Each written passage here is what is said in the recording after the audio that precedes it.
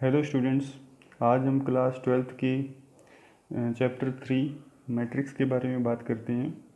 तो आइए शुरुआत करते हैं। सबसे पहले मैट्रिक्स होता क्या है।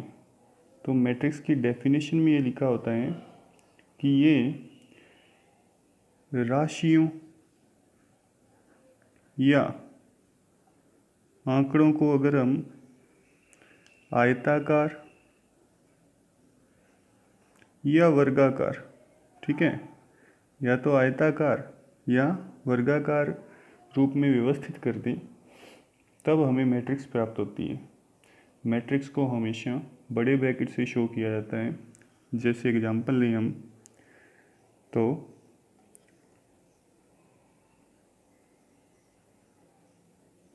ये एक मैट्रिक्स है, ठीक है स्टूडेंट्स, बड़े ब्रैकेट से शो कर दिया।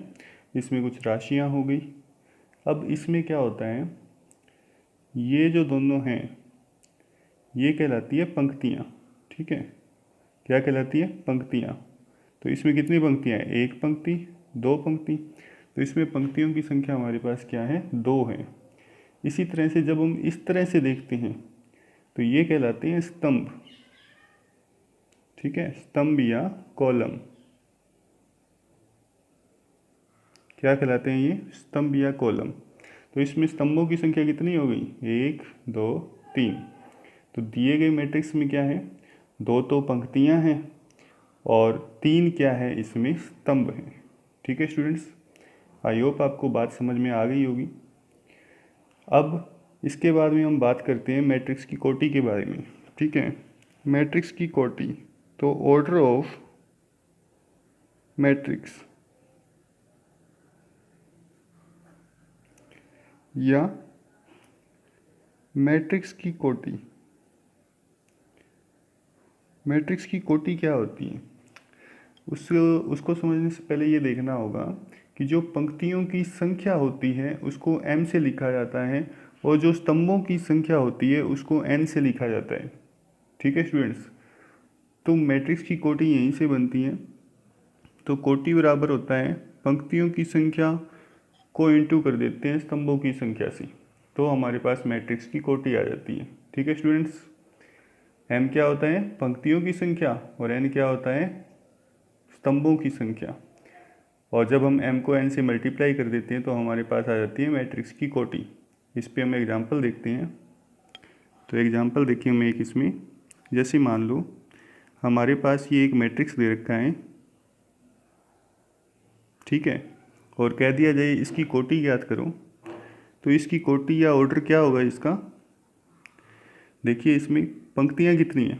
एक, दो, ठीक है। तो यहाँ पे m का मान क्या है हमारे पास? दो। स्तंभ देखो कितने हैं? एक, दो, तीन। तो n का मान क्या है यहाँ पे? तीन। और कोटि क्या होती है? m इंटू n होता है। इसका मतलब इसकी कोटि क्या हो गई? दो इंटू तीन होगी, ठीक है। और कोटि को यहाँ पे इस तरह से शो करती हैं, जो मैट्रिक्स होता है उसको बना के और इस जगह पे इसकी कोटि को शो करती हैं, ठीक है स्टूडेंट्स। अब नेक्स्ट हम देखते हैं इसमें एक और एग्जांपल देख लेते हैं इस पर। जैसे मान लो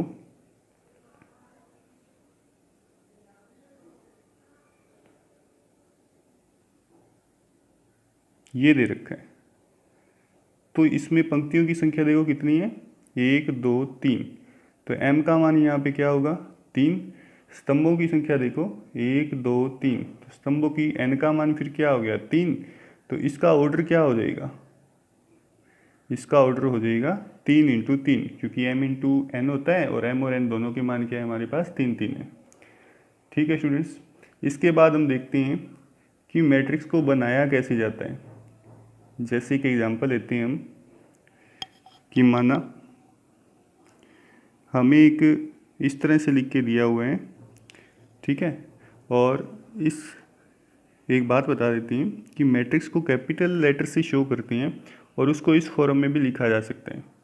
और इसके लिए वो बात करता है कि हमें AIJ की वैल्यू दे रखी है I प्लस J, ठीक है। और कह दिया कि एक 2 गुणा 2 कोटि की मैट्रिक्स बनाइए, ठीक है। क्वेश्चन क्या है कि अगर AIJ इज इक्वल टू क्या है? I प्लस J, तो एक 2 गुणा 2 कोटि की मैट्रिक्स तैयार करनी है। तो m और n क्या होता है, पंक्तियों की संख्या और स्तंभों की संख्या। i और j भी पंक्ति और स्तंभ को ही व्यक्त करती हैं, ठीक है। तो अब जब हम 2 गुना 2 की किसी मैट्रिक्स की रचना करेंगे तो वो हमारे पास क्या होगी, A11, A12, A21, A22, ठीक है। कैसे होगी, इसमें पहला जो नंबर होगा वो पंक्ति को शो कर रहे हैं और दूसरा किसको बता रहे हैं, स्तंभ को बता रहे हैं। मतलब कि ये जो एलिमेंट हैं ये पहली पंक्ति में और पहले स्तंभ पे स्थित हैं। ये एलिमेंट पहली पंक्ति है और स्तंभ कौन सा है इसमें, दूसरा है। फिर यहाँ पे ये किसको बताएगा, दूसरी पंक्ति पहले स्तंभ को व्यक्त कर रहे हैं। ये जो एलिमेंट है कहाँ पे स्थित है, दूसरी पंक्ति पहले स्तंभ में, और ये एलिमेंट दूसरी पंक्ति दूसरे स्तंभ में स्थित है, ठीक है। अब देख लीजिए इसमें 2 पंक्तियां हैं और 2 स्तंभ है, इसका मतलब ये 2 गुना 2 कोटि का एक मैट्रिक्स है। तो हम ज्ञात करते हैं, हमारे पास दे रखा है AIG, I प्लस G। तो इनसे कंपेयर करते हुए हम निकालेंगे। सबसे पहले क्या है, A11 निकालना है, तो I की वैल्यू यहाँ पे 1 है और J की वैल्यू भी 1 है, तो हम इसमें पुट कर देते हैं। तो कितनी आ गई, 2। इसी तरह से A12 निकालते हैं, तो यहाँ पे I की वैल्यू 1 है और J की वैल्यू क्या है, 2 है, तो इसमें पुट करते हैं हम, तो क्या आएगी, 1 + 2 = 3।